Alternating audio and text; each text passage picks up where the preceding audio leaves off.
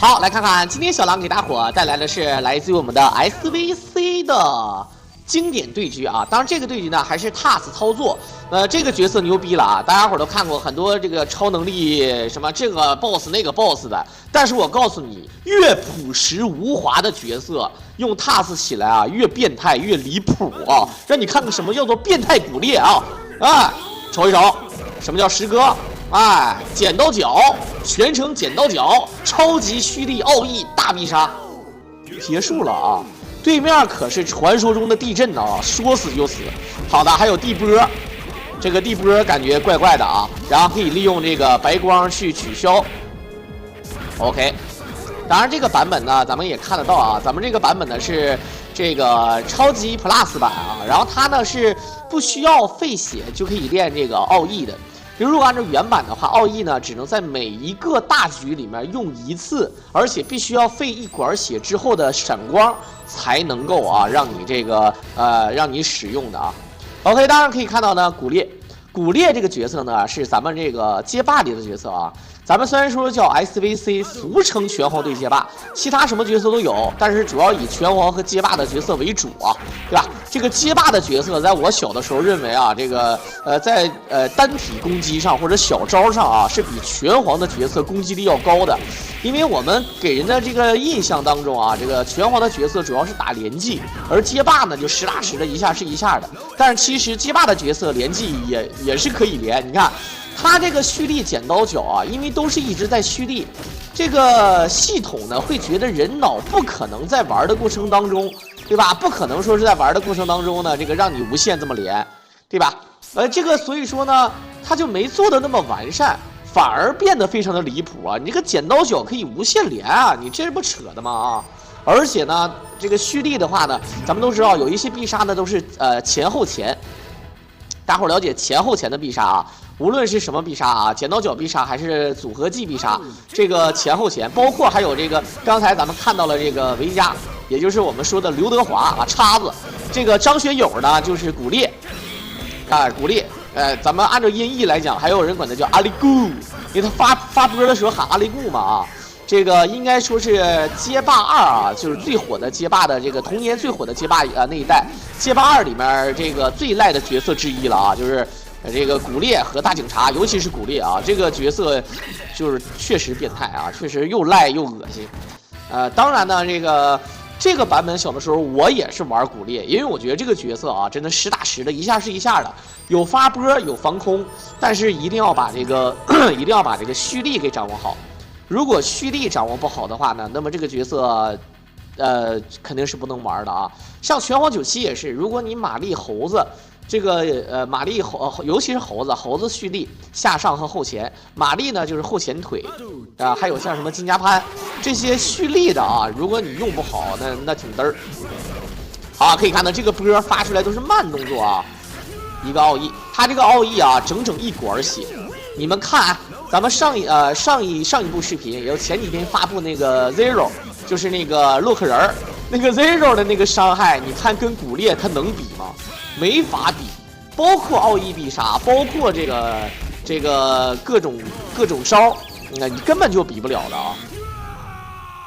尤其是这还是没把这个伤害打满。如果你来打满之后啊，那伤害真的不是给你嘻嘻哈哈的啊。当然呢，有机会我们还是要把全人物啊都给大伙儿做一下。有比较特殊的，还有类似于像什么火星人呐，对吧？火星的这个大脑啊，也不能说大脑，其实就是火星人啊。还有什么超八神，洗脑肯，包括还有暴风，这个迪米特里是吧？这个吸血鬼。还有很多啊，还有很多，我们就不一一做介绍了啊。这个再加上这个恶魔和天使，反正也能用，但是呢，觉得可能没啥意思啊。恶魔和天使给人一种感觉，连招没有太多，纯是靠这个判定和这个数值啊来搞定。小时候玩那个天使和那个恶魔，那真是太赖了啊。好，我一直不知道这招是什么，这招也不知道是录制的原因还是什么啊。他为什么打的时候呢？这个人消失了，然后形成了一个地波，而且呢，而且你可以看到啊，这个对面的这个肯啊，并不是洗脑肯，也就是说是一个普通的肯，他的这个大升龙呢，居然是可以打全屏的啊。这个就有点像这个街霸2这个降龙版，啊，降龙版或者屠龙版啊，这一个升龙可以打出一堆波那种变态的感觉。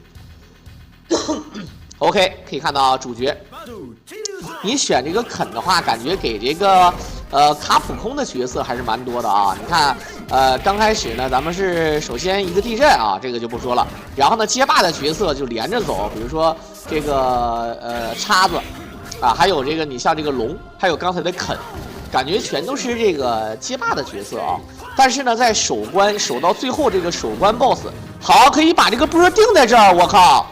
这个必杀很有意思啊！其实这个游戏蛮难的，很多人如果小的时候都玩过啊，如果不玩一些特别赖的角色，基本上是过不了的啊。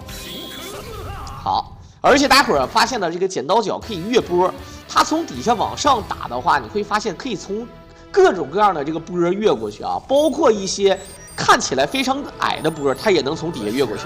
好，终于是看到了拳皇角色。如果没记错的话，选这个古烈的话，应该会碰到这个天狗半期捉摸，然后应该是打天使啊，应该打天使。很多人说为什么啊？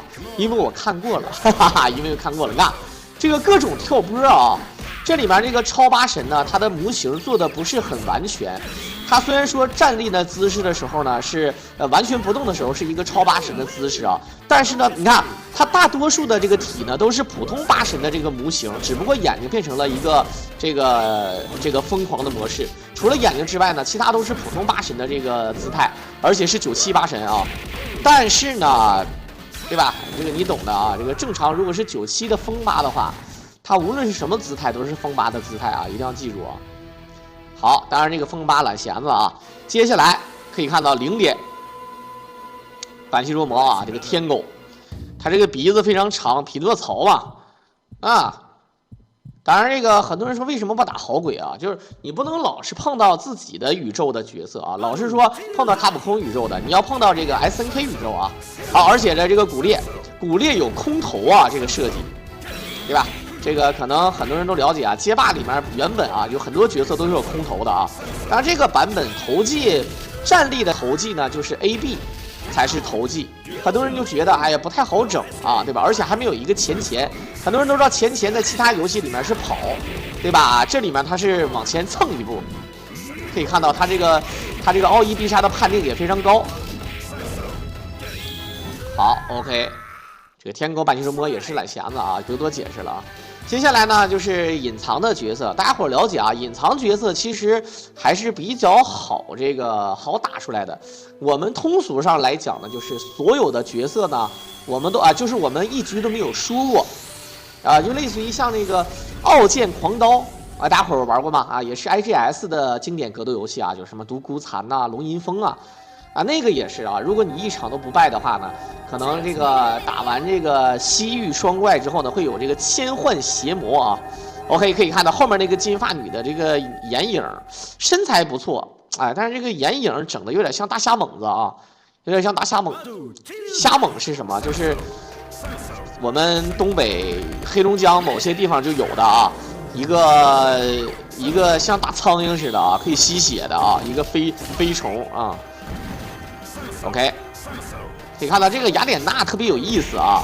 这个雅典娜呢，穿的衣服穿的，她这个形象，她确实是阿佩娜。你看啊，当然她这个跟咱们拳皇97里面的雅典娜应该不是一个宇宙的。紫色头发，戴个头冠，拿个这个雅典娜之盾和这个雅典娜之剑，不是雅典娜之矛啊，大家伙看清楚，是雅典娜之盾啊和她的手里剑啊。